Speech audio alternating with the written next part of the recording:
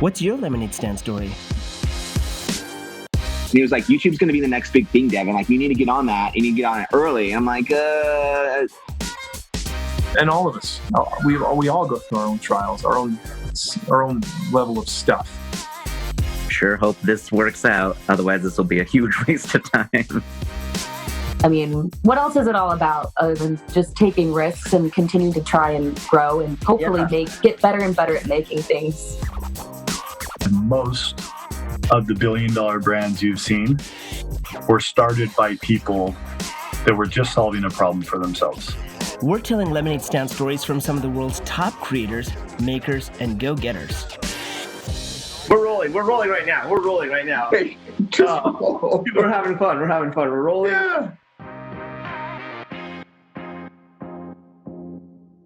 Hey guys, this podcast today is sponsored by Yalla, a task management and team collaboration software that we use at Lemonade Stand. We use Yalla to keep all of our team members organized, wherever they are. In fact, we used it to plan and organize this podcast. Visit yalla.team, that's YALLA.team, and try it for free. We also have a special offer for all listeners of this podcast. Use promo code LEMONADE and get a lifetime 25% off if you upgrade. Hey guys, this is Chen Prabhakar with the Lemonade Stand Podcast. I'm here with Alex McArthur, and this is going to be a very exciting podcast because I've heard legends about Alex McArthur. I've actually done advertisements for the shoe company that he is currently a part of, so love it. So we're going to talk all about that. But Alex, just so I can give the audience a little bit of an introduction, Alex is the king of marketing, I feel. And I think that's a pretty way overdone. It's like I don't think it is right man. here. No, it's good.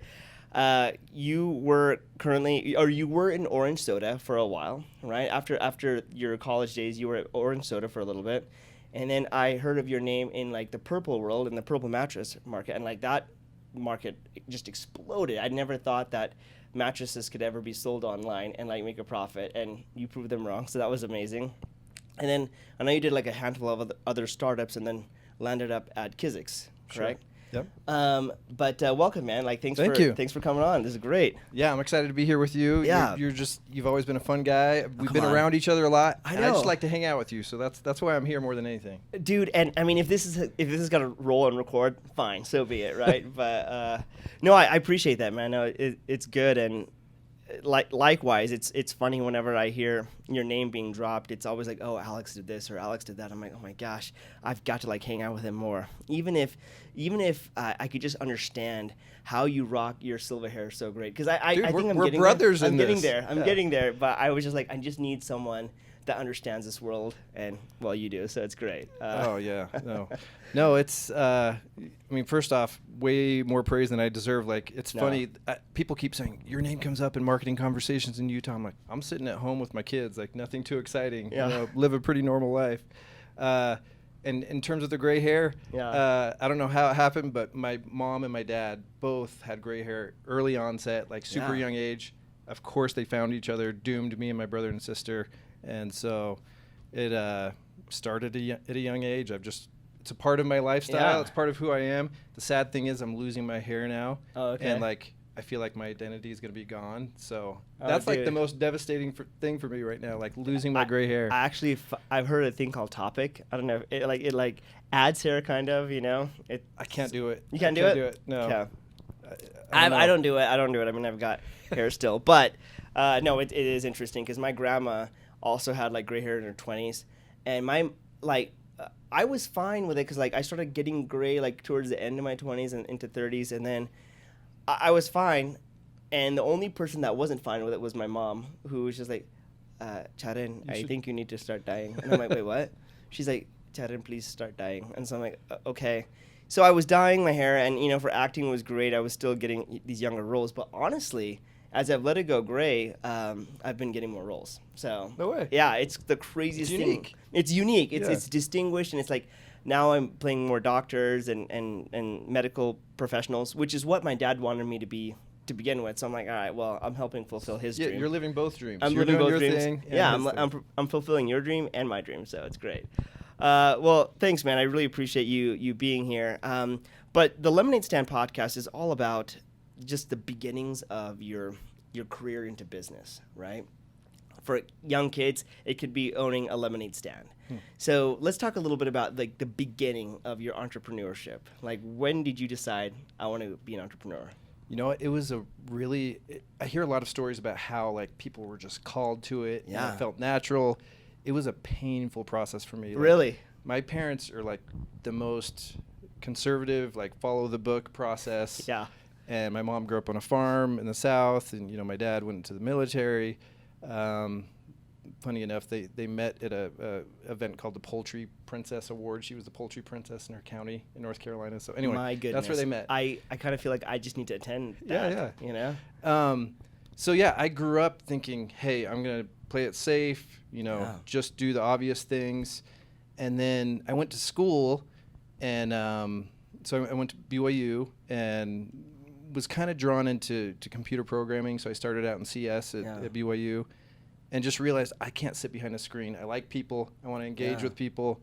And I switched to communications, which was a little too far on the other end of the spectrum, like only talking to people. Yeah. And I'm kind of a weird mix in between. And so right after that, really soon after, I met, you know, one of the, you know, executives here at Lemonade Stand, Derek Miner, and he was starting a company called Orange Soda. And I ended up just being drawn into that. Like, it just felt so natural. So on the side in college, I'd been doing like SEO stuff. And I met the founder of Orange Soda, Jay Bean, through just my own consulting. I think he did a Craigslist listing for like, I need help with SEO. So I met him, I met Derek, and then I just got sucked in. And then ever since then, I've just been taking chances and doing startups. And a couple times I've been pulled back into normal jobs. But and if I look back at my childhood, it was like, it was there in a weird way. Like, I was the kid that drew mazes and tried to sell them for a nickel or a quarter or whatever. Oh, cool. Yeah. I know that's not like an original thing, but it was just something that I did. Dude, that's so funny because I drew mazes. No way. Yeah, as a kid. We should draw a maze, dude. We should draw a maze, yeah, for sure. Like, I actually did. I never thought about selling it, but I just thought it was so fun to like be like, I want to draw a maze. And I remember drawing one maze that was like 4 pages long. And like the dedication it took to draw a maze was amazing. So that's a nice pun. You guys get that? Oh, amazing. So great. Yeah, so good. Anyway, so you're in college. And also, funny enough, I was a comms major. Huh. I was a comms major enough for me to realize this is not what I want to do in life. Yeah. But I'm glad I went down that path. So let's talk about when you got into doing SEO to begin with. Like, what drew you to doing that? So, I mean, the internet was just so intriguing, right? Like, so I'm 43. A lot of people in digital marketing now grew up with the internet. It formed while I was growing up, you know. So, totally, I remember that. Yeah. So, like, really quickly, you know, WordPress isn't as popular as it used to be, but I got drawn into WordPress and was always setting up different instances, exploring little websites, and so that's something I did at a young age, and I think that's where it started for me, like creating little websites and being in the WordPress community, and then just creating sites, and through that I met so many unique people and came across business ideas I never would have thought of. So in reality, as I look back, that's probably what pushed me into digital marketing more than anything. So I'd give the credit back to WordPress and just that community and the, you know, meeting people you never would have met otherwise. You know, I grew up in the South. We moved around a lot: North Carolina, Tennessee, California, Maryland. But you know, in the South, it was slower and great, and a lot of positive things about it. But I loved that connection that I had through that WordPress community. Well, it's interesting because I also remember growing up in the 90s. I graduated high school in 1998. Okay, and so I remember when the internet was first coming out. It was the first coming a thing. Honestly, I didn't have the vision to see like what the purpose of it was at the time. And I also remember thinking, once it started like becoming more and more popular, I'm like, oh my gosh, like the entire world just expanded and connected. Because before it was always like my friends and connections that I knew just consisted of like who I went to school with or who I had in classes with, you know? And now all of a sudden it's like, oh wow, I can connect to other people like all across the globe. And now you're making a business that can connect to every single person on the planet. It's unbelievable. Yeah. So that's great. So then you got into orange soda, and did you kind of just fall in love with it immediately, or what was that feeling like over there? Yeah, it just felt, again, I'd been dabbling in internet marketing, and Jay and Derek and Chris, the original founders, had proposed, hey, we're going to do this small business digital marketing thing. Yeah. And, I've always loved the idea of helping other business owners, and I didn't have a lot of expertise to help them at the time. Sure. I knew SEO a little bit. So yeah, it just felt magic, and that's one of the things that I believe in is there's all kinds of businesses with different people that some have great ideas, but the excellence that happens with a great team is unique, and that team just felt really special. Yeah. And so more than anything, it was the team that brought me in. And then I loved, the digital marketing stuff, loved the SEO piece. And what a cool education as well, I'm sure. Oh, yeah. I'm like on the job. And so those guys treated me so well. Like, I came in, I was leading one part of the business and got like a promotion like every 3-4 months. And next thing I know, I'm like VP of search at this company that has 300 employees, and I'm a young guy. Yeah. And so that really is what I felt like gave me a launching pad for my career, and just gave me a lot of experience.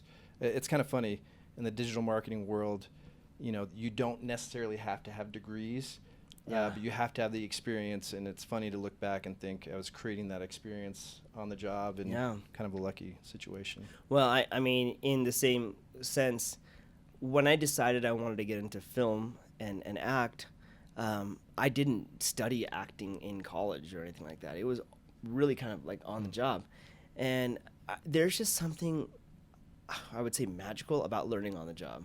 Yeah. I love the experience. I love like engaging and interacting, because it's like using all these senses. You're not just reading a book and then cramming for a test and then going. And I can imagine the same thing being with like learning all about SEO and things.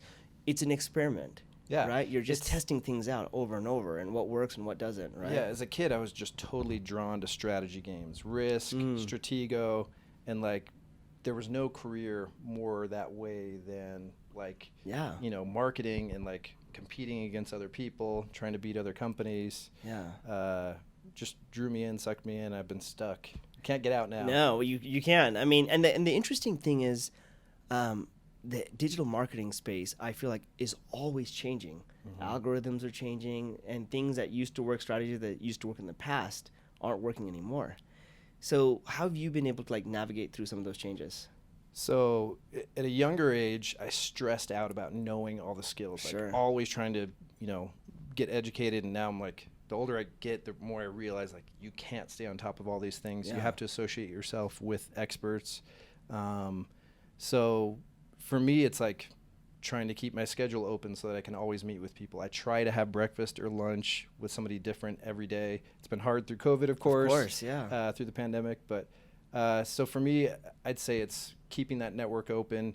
I'm kind of weird about, I get a lot of inbound stuff since Purple had more, a little bit of success, and I respond to everybody. I like have Zoom calls with people that just say, hey, I want to run an idea by you. Yeah. And so I just always respond and try to keep that, learning going, I guess, would be the key. Well, you just mentioned Purple.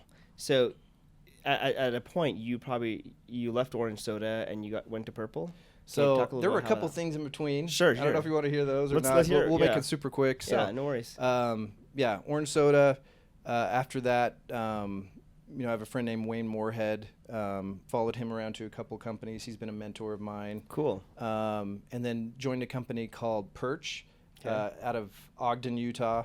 It's not one that's on people's radar a lot, but they owned like 15 of the top 1,000 high traffic websites on the web. So I ran marketing for those guys. And that was a great experience. A lot of, all kinds of sites you've heard of, Home Advisor, business.com. They owned all those properties. And then kind of went into like a consulting mode, and was working on a couple different projects, and ended up meeting, the founders of Purple through a good friend of mine, Chris Knudsen, who was a part of Purple early on as well. And so we were talking about ideas. And now at the time, weren't they just like a mattress company that sold to like retail? Is that what they were doing? So Tony and Terry Pierce had another business where they, they licensed out their Purple material, and they had done other sleep-related products. But they always knew there was this room, and Casper and Tuft & Needle were having all this success. Yeah. But if you looked at the marketplace, like everything was the same. It's literally one of the most boring categories, and it's bedding, man. I mean, it's like how do you make it interesting, right? Yeah. So we wanted to throw personality into it. There was a Kickstarter early on that had some success, and then one of the keys to Purple's success was a guy named Scott Dastrup. He did a lot of videos for them. Love Scott. You know Scott? Of course, he's Scott a good buddy of mine. I love Scott. He's so great. In fact, I've actually done several commercials with Scott, and every time I do, I'm like, dude, we got to make a movie or something, because he is the best. He love just Scott. has such a unique personality and he tone. does. Deserves a lot more credit. Yeah, absolutely. For Purple than often is associated there. Yeah. He's awesome. So yeah, we did like 10 videos after that Kickstarter. Yeah. And those started to perform well. And then the big one happened with the Harmon Brothers. They've crushed it more than once, and they're fantastic. And you've had multiple, members of their team here on this podcast. And, the Goldilocks piece was just amazing and an iconic ad in its category. And then from there on, it's like what mattered to me is if we're going to take this to the next level and not just be a viral win, it's building the right team, and that's what I'm super passionate about now. Is again, I like to network. I like to, get to know lots of people, and I feel like from that networking, I can build especially talented teams. Yeah. Well, it's interesting because it's like I've done several Purple commercials, and a couple of them were with Scott, and others like after Scott left, it was with my buddy Jason, but. Scott, I remember like just his style. I was like, dude, I would love to like do every commercial with you. Like seriously, he just has like a great way of doing things, and it's just really fun. It's really relaxed. But no stress shoots. No like, stress. So many shoots are like, oh my goodness, I can't wait to get home. The day's over. His shoots are just so fun. And, no, they're so fun, and so, but I totally agree. It's like when the right team is in place, you're able to create something really special, I think, and promote stuff out there. So yeah, anyway, I remember Purple, like never really hearing about Purple to like everyone knowing about Purple. So yeah, and it happened in a really short time. So, within about from launch in October of 2016 or 15, man, I'm getting old and forgetting. Anyway, whenever it launched to, about 3 years later, it became the most searched for mattress in the world. That's in a crazy. Multi-billion-dollar category, and the team continues to crush it. And there's so many people that deserve a ton of credit. Great marketing team, great product team. A lot of people did fantastic work, and the team that's there now is doing a fantastic job, and it just continues to grow. And they're opening up stores, and it's cool to have. Utah doesn't have a lot of consumer product brands. There's a lot of great SaaS companies. Yeah. But you got Traeger and a couple others, and it was great to have Purple, another one, jump up there. And from my understanding, it's the fastest growing consumer brand in the state ever. Is it? And we're all really proud of that. A lot of fun. No, that's awesome. Like I've done several things with Purple, and even my buddy Jason, who's there now, he's kind of like their creative director now. He's been a great friend of mine for a long time, and so I'm currently working on a project, hopefully with them. So it's just great to see how much of an impact that some of your efforts in the beginning have started, and it's kind of, it's got to be feeling kind of cool to be like, wow, like to see like the initial stages and to see, I don't know where this is all going to go, but this is going to hopefully go somewhere positive, and it has, and it's been amazing. Yeah, most days it was a blast. Other days there was a lot of stress because, others in the space raised, $70 million, $250 million. Purple didn't raise anything, and so it was a roller coaster for sure. Yeah. But a blast. Well, let's talk a little bit about the roller coaster, okay? Because right now we're painting a picture of like, oh my gosh, entrepreneurship. Like it was great. Everything worked smoothly, but the truth is everything's got their struggles, and like in a situation like Purple where you didn't raise a lot of money up front, or maybe whatever was raised was just through Kickstarter or whatnot. How did that grow? Like how can you describe some of the pains that you felt? Yeah, I mean, from early on, it was, seeing, a couple brands having a lot of success and us knowing, hey, we don't have these resources. We're going to have to be scrappy. Yeah. And so, again, going back to the team, having people that were going to rally and do whatever it took. I mean, if you look on Purple's YouTube channel, if it's all still there, we made, 300 videos in 3 years-ish. That's insane. A lot of those are cut pieces Sure. from other spots, but, just the effort and the creating a positive environment where people wanted to put in the extra effort.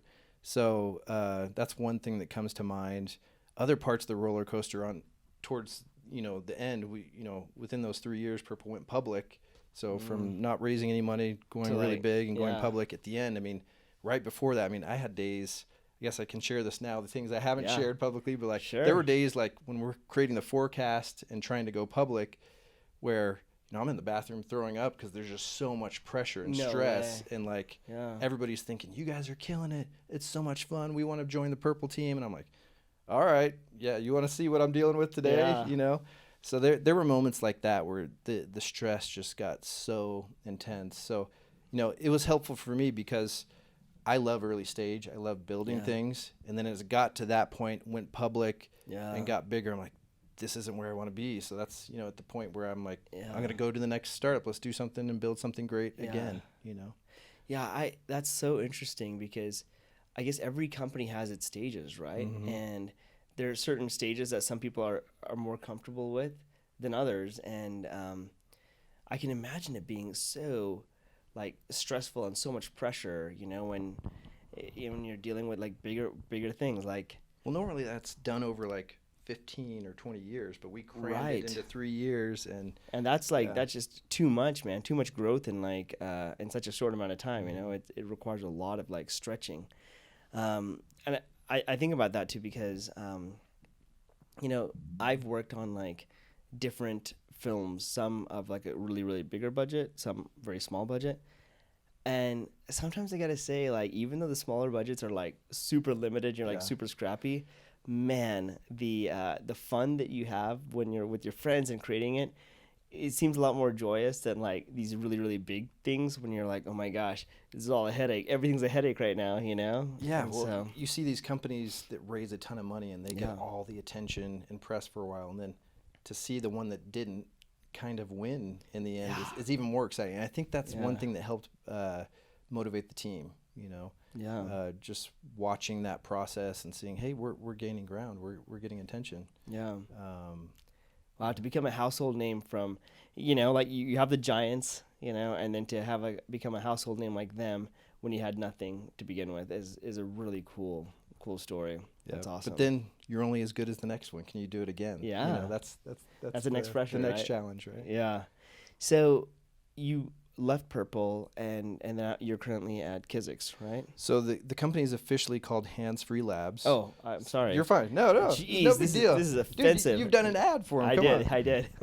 Yeah. So HandsFree Labs is, I don't know if the camera can see this, but we have shoes that you can step into. So I don't know if you can see this from here, but not from there, but from bummer. up there. Yeah. Maybe we'll have them go to the website. We have to go to the website. So HandsFree Labs is a company that makes hands-free shoes you can just step into. So on one side of the coin you have normal shoes that you bend over to tie the laces. On the other side you have flip-flops and unsupportive shoes. So we've created something new that's super convenient. Yeah. And it's a hands-free shoe with a titanium rebounding heel that makes them pop on easily. You've done this, man. I may have done this before once or twice. Yeah. So again, did a little Kickstarter, got some attention, and some big companies saw what we were doing, and now HandsFree Labs is partially funded by Nike, and they're also a licensee of our technology, and then we're also doing our own brands. So you're doing your own brands, because I remember that there was a partnership with Nike in the works. So I guess it's kind of official now, which is amazing. Because when it was just Kizzix, I guess, I remember thinking like, wow, what a cool technology and what a cool like piece of like I guess equipment. And I remember when we did the first ad that I was in, that it was just kind of coming out, but it was very, very exciting, and it was like a cool patented thing. But then to see it grow from what it was to like now you're partnered with Nike and It's crazy. doing some huge things with them, which is crazy, is awesome to hear. You know, It's fun, and again, Utah needs more of these businesses. You know, Yeah. there's a lot of smaller consumer brands here, and I think in the future, you know, this will be the next cool place to work. And, yeah, absolutely. and we're feeling that momentum, and it's you know, it's hard to push something that people aren't looking for yet. Yeah, You know, with Purple, everybody knows they need a mattress. We Of course. we come in with a differentiated angle. yeah, But with hands-free shoes, people don't know that solution exists. So there's a Yeah. level of education that happens, and you know, your ad and your video did a fantastic job of doing that. But still, you know, pushing those boundaries and creating a category is different than disrupting a category. completely. You know? Because you came and looked into our VR office once, and I feel like some of the same problems, right? It's like, hey, we're creating this thing, but now we also have to kind of create a market for that thing. That's a whole different thing than, oh, the market exists already, but there's some problems with it. We're coming up with a solution. And there are challenges. There are challenges to kind of create a market for something like this, like a hands-free shoe type of thing. So have you been able to tackle that? So it's in progress, 'Kay. but we're seeing, you know, lots of promising things. So number one, we're seeing shoe company after shoe company show interest, right? Cool. So are you basically licensing the technology to them? So we're licensing some types of shoes, some types of technology to some Okay. categories of shoemakers, and then Cool. we're also making our own shoes in the athleisure category, which is you know, Yeah. kind of your everyday casual shoe. Yeah. So yeah, the thing that we're learning is, you know, we had assumptions in the beginning, but we're learning really quickly. There's a lot of people that need hands-free shoes. People that they can't bend over, they're overweight, they have a medical need. You know, a lot of you know, seniors struggle with putting on their shoes. But then there's this whole other side of, you know, everyday convenience. Yeah. It's funny because we've had people initially, hey, how lazy can Americans get? Like, what Yeah. do we have to keep inventing to like simplify your life? Sure. And then they try it and they're like, I'm never going back. Yeah. And so that's what we're seeing really fast is that word start to spread. Like, it creates more time. It's Yeah. convenient. It's like every time I go walk the dog, every time I get the mail, Yeah. just every day, I have a whole shelf in my garage where I decide what shoes I'm going to wear, and I Yeah. always just flop down the Kiziks because it's just so much quicker Oh and man, more convenient. they're great. I was telling Spencer, who also happens to be a part of Kiziks, I'm like, dude, I gotta get my next pair of Kiziks because the first one I have, I don't even think you guys sell those anymore, or they were a beta version or something It like was the that. Cali, right? It I was think like, that's what you like had. a light brown version, something yeah. like that. Like forever ago. It was We've the gone one, through quite a few. yeah, all I know is it was the ones I wore in the ad, you know, and they're like, yeah, hold on to them. I'm like, yes, this is amazing. But yeah, they're great shoes and they're really comfortable. And I remember thinking like, wow, like this is such a cool thing. What was difficult for me was after I was wearing Kiziks, it was so difficult for me to go back to like other shoes. Yeah. I'm like, dang it. Now I gotta like bend down and like, you know, like pull the heel up and all that stuff. So Yeah. no, it's good. And in fact, I don't know if you remember this, or I don't even know if you were a part of this, but a friend of mine had like a dunk camp, like a basketball dunk camp. Do you remember that? Yeah, I had to sign off. Oh, you and signed approve off on it. that? Yeah, Oh, yeah. that's perfect. Yeah. So Andy Nicholson, and he's like, dude, do you think Kiziks would be down to like support this? I'm like, let's give him a shot, you know? And so he was like really, really stoked about that. And That's so, cool. yeah, he, I think his camp went like really well. So Good. thank you. I for wasn't able to supporting that. attend, but I wish Yeah. I had. Spencer was there. I Oh, think. was he there? Yeah. Yeah, he thought it was like a really cool thing. So, so you got the partnership with Nike, and you're also doing licensing, and you're creating your own brand of shoes. What is the future of HandsFree Lab look like? So one thing we're really excited about, you know, in just a few weeks, you'll see another great campaign with the Harmon brothers that Cool. we're excited about. Yeah. You know, building on what you've already done, just adding another campaign to create that level of awareness. I auditioned for that one. Did you really? I didn't know that. Oh, you didn't know that? I was like, man, come on, guys. It was the one where was it the one where it's like the spoiled kid, the spoiled guy? Don't give away too much. I mean, yet. it wasn't the. I mean, what am I saying? Yeah. Yeah. I auditioned. Yeah. But yeah, that'll be out in a couple weeks. Yeah. And if I had known, Yeah. I didn't get to see your tape. Oh man, I sent in a great tape too. But no, it was all good. It's all good. They were it was a funny commercial because the version of the commercial I got, I auditioned for all the parts. I'm like, you know what? Who cares? I could see you in a couple of those. Yeah, no, parts. it was fun. It was fun. But the thing was, I remember thinking like, this is cool that they're continuing to make more stuff come out. Yeah, I mean, you know? there's a reason I'm joining this team. You know, we want to leverage some of the things that we did at Purple. Obviously, the Harmon brothers are a massive part of that. Yeah. And we want to create that whole environment and team again. You know, I personally believe, and maybe this is a mistake to say it on tape, but like, I believe this could be and should be bigger than Purple, because it's like, you know, the Purple's selling in the U.S. right now, and so hands-free shoes in Asia and you know, India, where people take off their shoes when they go into certain places. Absolutely. Yeah. You know, we're really excited about the potential, and we're seeing that response from the small amount of people that understand what they are. Yeah. They're all in, and like, I've never had this high of a return customer rate in any of the. I mean, I've consulted for a lot of brands, and I've never seen anything like this. Like, when people try it and they're in, they love it. I don't want to be a salesman and keep going on it, but like, no, you can. I did. Yeah. Well, here's the thing. I was doing that without even like getting promoted for it. You know, I just really like the shoes a lot, and I remember thinking like, hey, they're comfortable, they're easy to get on, and sometimes I love like the simplest inventions that can like solve like some of the biggest problems, right? Yeah, I'm a big believer in that. Yeah, so. you got the Back to the Future shoe where people thought you had to do all this stuff, but like, it's so simple. It's so and simple. Like, so Mike Pratt, the founder, is just total genius, invented so many things, has tons of patents, and just the best guy to work with. So no, that's awesome, man. So you're doing that, and it's great. So let's kind of talk a little bit. We're gonna shift topics just a little bit here. What are some philosophies that you've learned from mentors and whatnot that have kind of kept you going, especially during tough times? Yeah.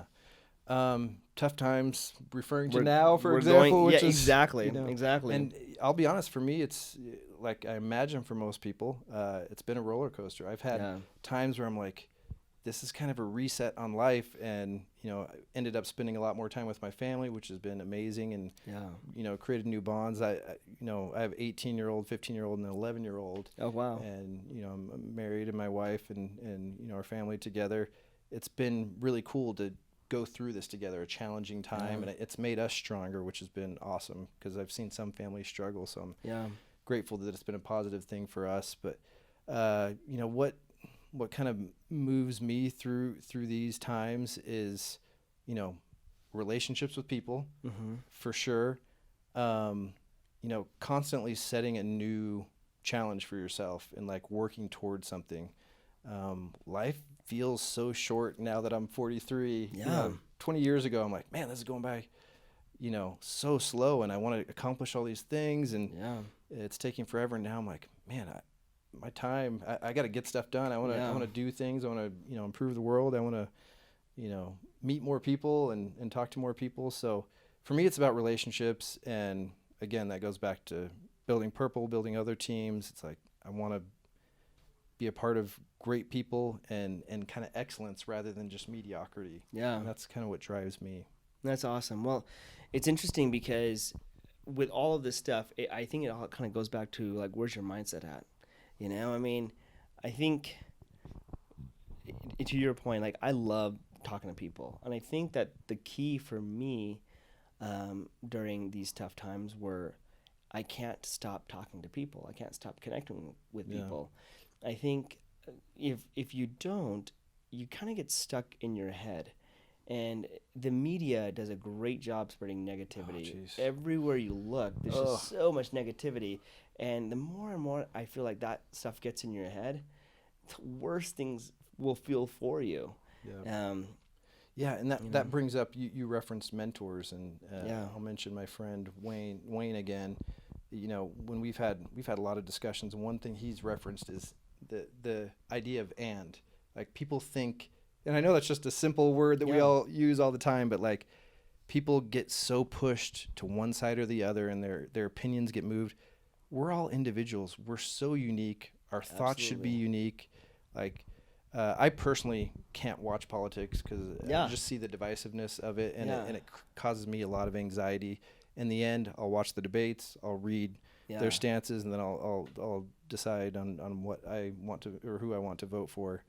But yeah, I wish people could, find a way to be themselves, find joy, express themselves in their own way, and not get so labeled and be, I feel like it's creating a lot of unhappiness right now. And unfortunately, I mean, we discussed this before we started.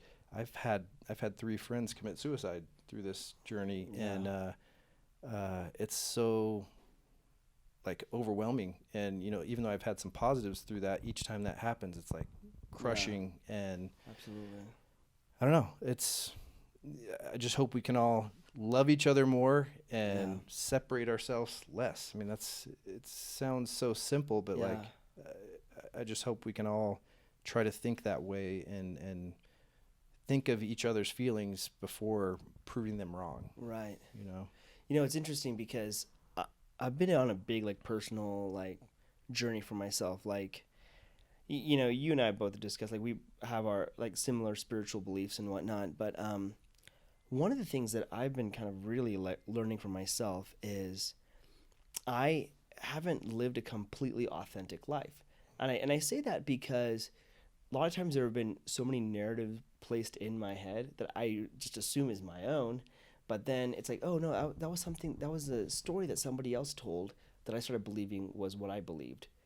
But that really wasn't what I thought, right? Mm-hmm. And so I've been kind of going back to like, what is authentic to me? And it's kind of like what you're saying, every individual is different. Their experience with life is different.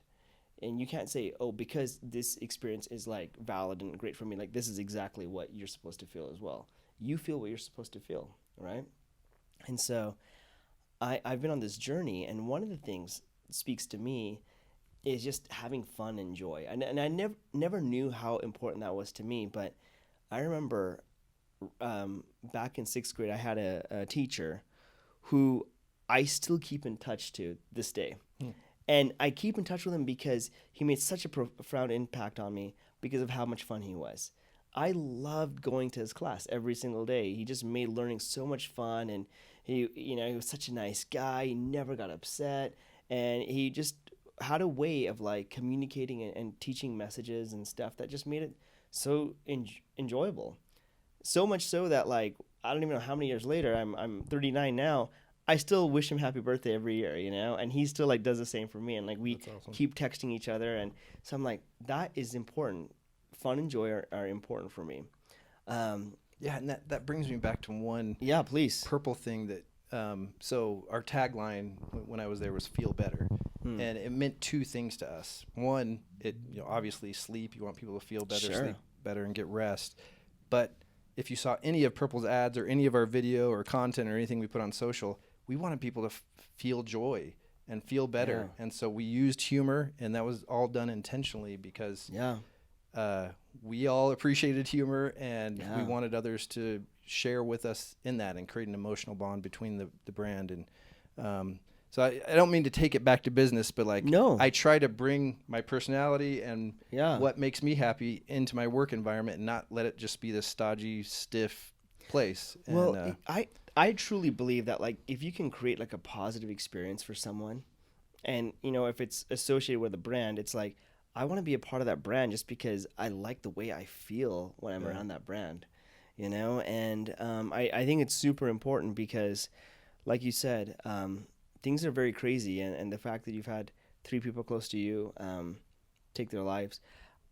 What's interesting is I've seen so many people, or keep hearing of more and more friends that are getting divorced, and who knows what their situation is, but it's like, wow, it's interesting to think that everyone's like relationships and their identity and everything is like being questioned right now, and they're feeling nervous and they're feeling uncertain about what to go and what to believe. So I don't know, I feel like more than ever what we got to do, what what fills us with joy, and then share that joy with other people. And sometimes that gets forgotten because we're all lost in figuring ourselves out, just like you said. Sure. You're trying to be authentic to yourself, but we're constantly on that journey. You're never fully authentic to yourself because we're figuring it out. But then along the way, if we're not sharing our thoughts, if we're not, communicating with others, there's a missing piece there, and then you get stuck back in that cycle. Yeah. So how have you found authenticity for yourself? Oh man, I wish that's a tough question for me right now because again, this time has been so unique. Tough. Yeah. I'm still figuring that out, to be honest. I don't want to congratulate myself because I don't think I've fully figured that out. I'm still, there's big changes I'd like to make. Like, luckily I've been a part of good teams and we've had successes, and a little bit of financial success comes with that. And then you realize that didn't change anything. No. And I was so worried about getting a part of that for so much of my life. Yeah. Now that I have a little bit, and it's like nothing has changed. I still need to find all these connections. I still am searching for more. My wife, if she listens to this, will laugh. Like I'm getting really interested in the minimalism movement and the simplicity of that, and freeing your mind just to have more thoughts because you're less focused on stuff. So I am not somebody to ask for advice on how to be. Saying you figured it out, but I'm in the process and I'm always trying. And again, that's one thing I value with, just constantly trying to get to know more people is you learn so much of what works for others. Well, it's interesting because there was this quote I remember hearing from like Jim Carrey, who said, "I hope everyone in the world gets everything they've ever wanted, just so they realize that whatever they wanted never would satisfy them." And it's very true. I think the mistake that a lot of times we make is we're all looking to feel kind of more whole, more complete, more fulfilled. And a lot of times we think, well, the answer to that more wholeness and more completeness and everything is outside of us. Is we need to achieve some level of success, or we need to achieve some level of this or that. Look, I went to LA and I became a successful actor by I wasn't a celebrity or anything, but man, I was working on TV shows. I was doing all those things, and it was great. I was doing some fun stuff. Some of my favorite shows. Yeah, right. I've done some really fun shows. Great opportunity, great experience.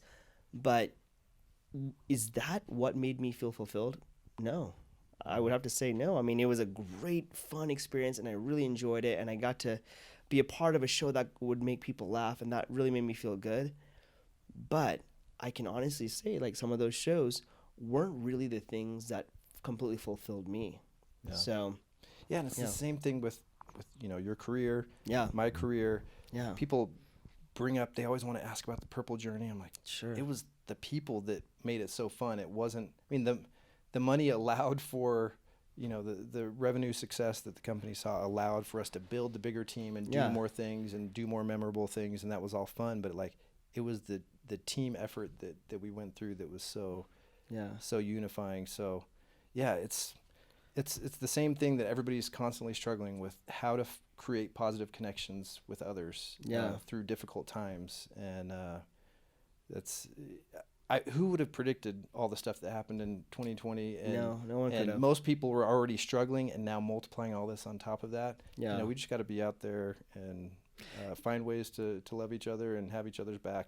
Even people you don't know. Absolutely. There's always the analogies of the person that has a flat tire. Like, take those advantages now more than ever. Stop and help somebody, make a difference in somebody's life.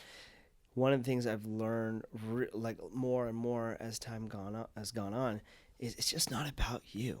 Yeah. It's just not about you, and it's like we're a collective human family, and we need to take care of each other. And this is the time to show true compassion. It was interesting. Our mutual friend Scott was telling me that there was a company I did a commercial for, and when COVID hit and everything, my first gig back after acting started picking up again was with Scott, and he was telling me that commercial that we did for that company they're totally out of business. I'm like, that's unbelievable that, you know, like this company that was like thriving and like doing like some really cool things. He's like, yeah, unfortunately they had to shut their doors. And it's times like this that you just realize, like, yeah, I did not see 2020 coming. I did not see what was going to unfold. But now is a time I really think that we can like show what compassion feels like and extend that love to each other, because you just never know. You just never know. And you also never know who's struggling. Sometimes people like look and really positive and are happy, but it's good that we have conversations like this so that we can say, oh, wait, are you kind of going through some heavy times? Because I know I am. And I'd love to like hear your thoughts. And one of the things I've personally been doing to find joy is I love tennis. And so I play tennis every day. But one of the reasons why I like to play tennis every day is it's not just about playing tennis. It's about connecting with my buddy and having conversations. And like I almost always like, we don't actually play a match. We just like sit and talk a lot of times. And just about like wear your short shorts. Wear your short shorts, you know. I'm like, man, where are my Kizik's at, you know? And but yeah, we love to play tennis and we love to talk. And during those conversations, I just realized like, wow, like we are all kind of in the same thing together. So why struggle alone? Yeah, I'm with you 100%. Yeah. And you know, nobody's gonna figure out all the answers, so that's why we just, you know, have to have each other's backs. That's exactly it. Yeah. So last question. What would you tell your younger self? Oh, the guy that's just coming out of high school, is familiar with the internet, has like just barely started learning about WordPress. What would you tell that guy? Man, I you know, I had a lot of great, you know, I have great parents, you know, had a lot of opportunities to meet people all over the country from moving, you know, from back and forth between the coast, had a lot of great things going for me, but man, I stressed out a lot about a lot of stupid things at a young age. I mean, my mom still makes fun of me to this day that, you know, she's like, when you were a teenager, you were stressing about retirement. Like, enjoy the journey. The same thing, you know, that a lot of smarter people than me have figured out much earlier is like, enjoy the journey, be present. I wish I had figured those things out earlier, and I'm still figuring them out, but I'm in a much better place than I was when I was younger. So yeah, I think that's a really like good advice, and it's not cliche. I don't think that's cliche at all, because the truth is, life is experienced right now, right? The future hasn't happened yet, so it's all just in our head. It's just an idea, and we have no idea what's going to transpire. 2020 has proved that point, right? We have no idea what's going to actually transpire. The past are great lessons we can learn from, but right now is when we can experience life. So if you're not centered on right now, then you're not really living life. Yeah. I'd be shocked if something else crazy didn't happen in the rest of 2020. Like, normally, you know, it's easy to say, oh, nothing's going to happen for the next couple of months. I'd be shocked if some other things. Let's be ready. Let's have each other's back. We had murder hornets. Oh, you know? We had like natural disasters, and locusts in India. I remember my grandparents are over there. They're just like saying like they're just destroying crops and stuff left and right. And I'm like, it's biblical, man. It really is. I mean, I keep thinking about it. I'm like, no one could write this, because if someone wrote this script for this year, they'd be like, it's not believable. No one can buy it. And yet we're going through it. Totally exaggerated. Totally exaggerated. Movie. I'm like, we get it, guys. All right, you guys want to make it the worst disaster movie of all time. And yet here we are living it. So, but you know what? I think that the way we live it and the way we go through it is definitely together, and that we can extend compassion and be more present. So yeah, I really appreciate the words that you've shared. Any other last words, Alex? Oh man, I didn't prepare anything, so off the cuff. Yeah. Be good to each other. Look for the next Bill and Ted's. Be ready for that movie. Be good to each other. I forgot the line. What is it? Oh man, I forgot that line. Be excellent to each other. Be excellent. Yeah. That's beautiful. Awesome. Well, thank you, man. I really appreciate you taking the time and joining me on the podcast. Thanks so much for listening to the Lemonade Stand podcast, and we hope you enjoyed this episode. Be sure to subscribe to the podcast on whatever platform you use to be alerted when we release new episodes. We'd also love to hear your feedback in the reviews, and if you or someone you know has an awesome lemonade stand story, please reach out to us on social media and let us know. Thanks so much and have a great day.